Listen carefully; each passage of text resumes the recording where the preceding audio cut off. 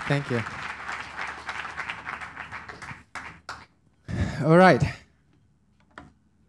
So today I want to talk about, first of all, I'm flying all the way up 20 hours to here, and my time is a bit upside down. Today we want to talk about fermentation, creativity, and juices. First of all, fermentation. When I first got this topic, I said, okay, what I'm going to talk about.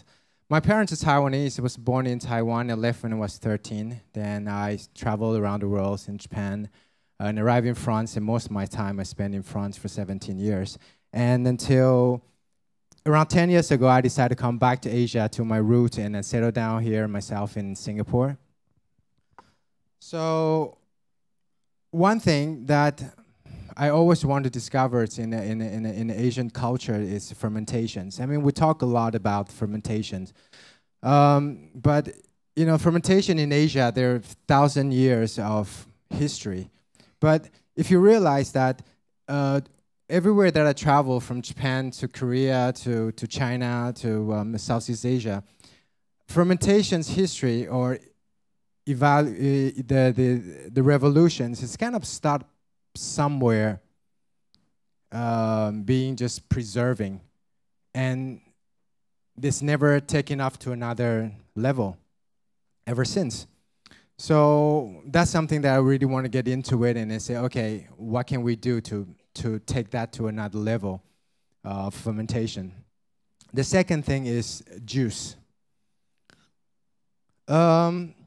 In all the best restaurants in the world, or the restaurants that we've been to, we spend so much effort on the decoration, the crockery, the produce. We talk so many things about, you know, the structure and how to run a successful restaurant. But somehow, juice is, for me, it's the weakest link of the entire dining experience, that we spend so little effort on juices. So that's one of the categories that we forgot to talk about. So that's when I start to work on it and see, okay, what should we do?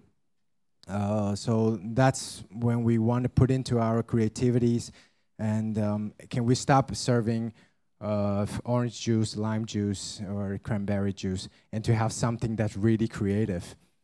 So that's when we start to put these three things together. First of all, the fermentation, as we said, is always and often been used as one single produce, where you ferment carrot, you ferment cherry, or you preserve it. But it's never been anything more complex than that. Second, as I said, you know, we spend so much time on juices, but very little being done besides just straight off juice itself. So we try to put these three things together. I hope you can see it. And so that becomes our fermented juice. So now we're having, in our restaurant, we stopped serving fresh juices, not fresh juices, like single flavors of juices for 4 years. And we have about 18 to 20 different type of flavors. And later we'll explain it. So I just want to touch up base real quick about fermentation. It can be categorized in many activation. It can be malts, it can be corn, koji, vegetables, kombucha, kefir, etc. And the fermentations gives a dimension to the produce itself. Means that a different stage of a fermentations, the carrot doesn't taste the same throughout the fermentation. Yeah, so it has different depth or different layers of it with one produce. For example, okay, malt doesn't taste the same after it's fermented, the vegetables or kefir, or very simple. And fermentations has 4 different factors. Activation, as we see, whether it's corn or rice or malt. I need to have an environment, temperature, and most important, time. So how do we put our creativity into it? My idea is to create a liquid form of dish or a cuisine. So when we create a dish as a chef, we think about a produce and how to cook it and what component that we go with it. So the same thing as we create a juice. So we focus on one produce and then how to cook it, how to ferment it in a different way, and what to combine together. So in a way that we create a dish in a liquid form. So that becomes interesting. So it's almost the same thing like wine. Why juice can never replace wine? Because the juice doesn't have the body, taste, and aroma. But you can have the three things in wine. So that's why we try to create a dish. If we go back to this, we create a juice that we pick our produce and pick out the way that to cook it and the components to work together. So it becomes that a dish or a juice that has dimension of aroma, body, and taste. So here's all the body, taste, and the aroma that we're trying to categorize when we smell, or it's like wines. And so what do is we do more than one stage of fermentations. So for example, we ferment the first stage with rice. After we strain it, and then we add in barley, we ferment for the second time. Then after we strain it, and then we add the rice, koji to ferment the third time. So it takes about 3 months to create the one juice in the 3 different stages of fermentation. So it gets really complicated at the end. And then you create the whole depth of diversity like wine. So creative juice is like the cement between ideas. So you really can customize it the way that you want it. It's no longer just, okay, we need to look for something that we need. Yeah, you can create the juice that exactly how you want it. And the juice is the weakest link of a dining experience, like I said. So later we have a short video, and then I want to share it to you. That the juices, it doesn't need to be fruity. It doesn't need to contain sugar. It could be smoky. It could be acidic. It could be creamy. Just the way how you design it. So these are some of the juices that we have in house that we fermented over the past 4 years, and there's more to come. So later I will show you a short video because it's really hard to visualize the process of fermentation and how we create it. So I'm gonna show you a short video.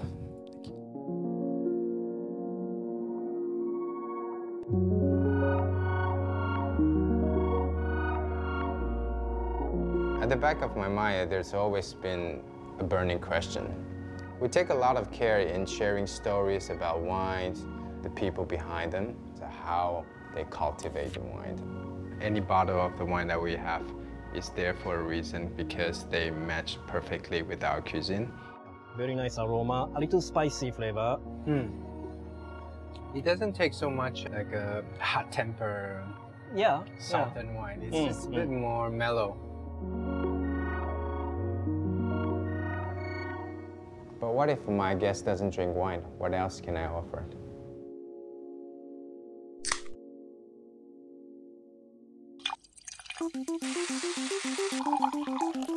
None of them can take me to what wine pairing can do. Every restaurant, we spend so much effort on every single details, from the deco, the concept, the creation of the dish, the service sequence, everything. For the beverages, we spend so little effort on it. So that's when I really start to work on the non-alcohol beverage.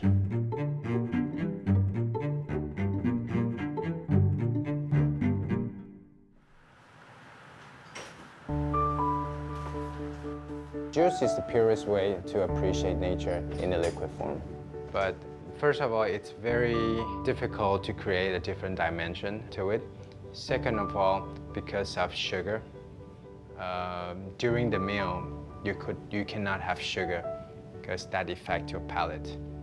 So does the juice have to be fruity? It can also be acidic, lactic, or even smoky. How can we craft it? The most beautiful process, or the purest process of cooking is time. And for me, the time is fermentation.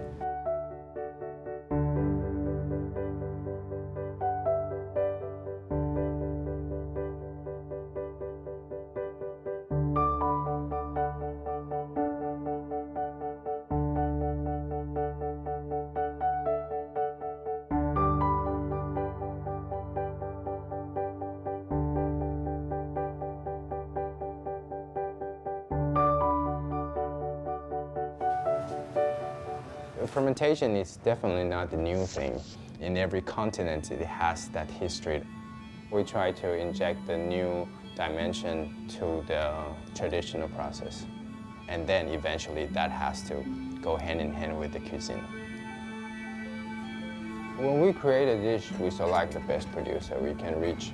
And we always think about three things: the taste, the body, and the aroma.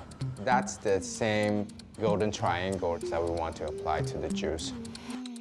For example, the dish that we're trying to do, you have the crab underneath, the sea urchin, you have cucumber, elderflower. This is perfect as it is, but how to take that dish to another level? Then we start looking for gaps. So we try to deconstruct all the components. And then once we look into that, then you will see the gap in between. Maybe this certain dish is more focused on the body.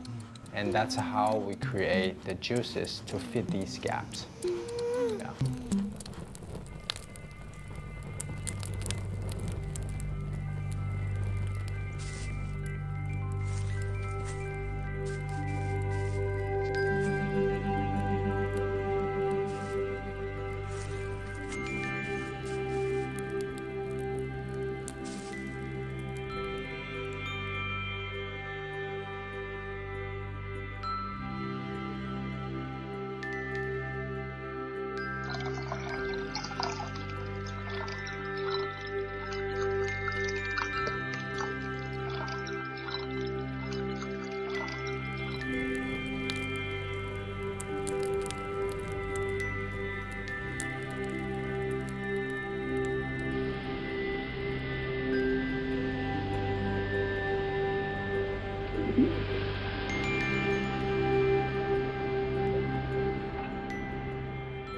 It's almost like a shadow that leverages the flavor of the dish itself without interfering. It's just a hint, or it's just a smell, or it's just something that shouldn't stay on your palate. And that's where you have a juice that you can look for it whenever you need it. The fermented juices are not limited to fruit. In fact, the whole process is like creating a dish. So we select the produce, and then we do the pairing of the combination, and then the rest we just leave it to nature.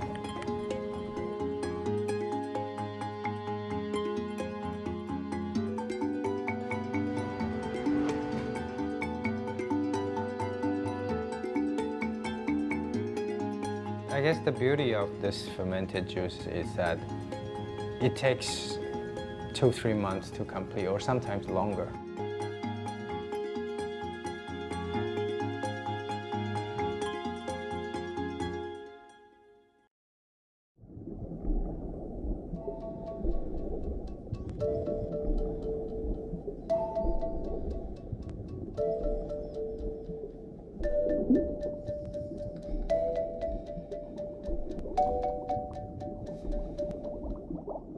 Same thing as wine, almost the same process before it turns alcohol. You start to smell the aroma, you taste how the depth change. So it becomes something really sensitive with the depth.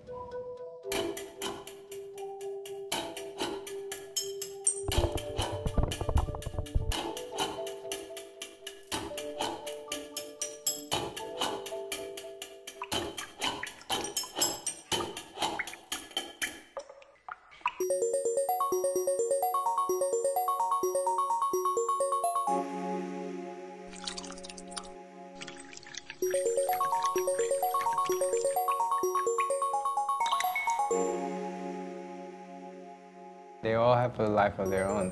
There are certain elements or certain flavor that we cannot control. The weather, the humidity, the temperature, or even in a different condition, it takes longer time and shorter time. Through times, it develops its own character, and it can never be the same of each batch.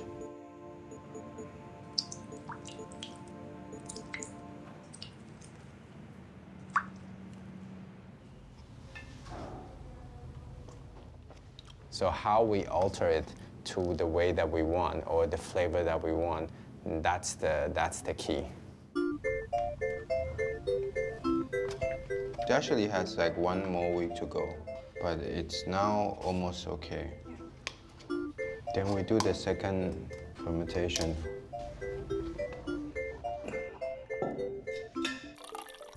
Maybe sometimes why we need to have so many selections of wine, because you cannot alter it. And you need to find the certain character that matches your dish. Compared to the wines, fermented juice is a totally different perspective. We can alter it the way we want it. Super spicy, pure, acidic, lactic. The juice is even more precise, even more accurate, I would say.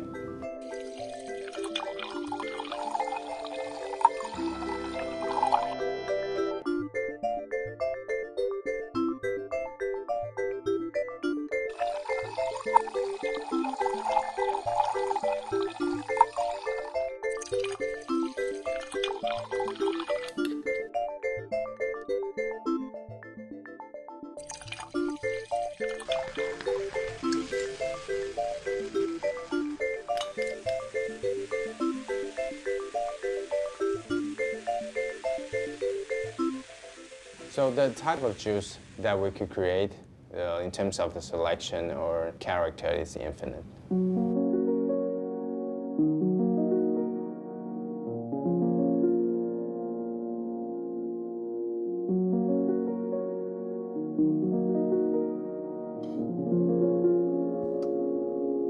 All right.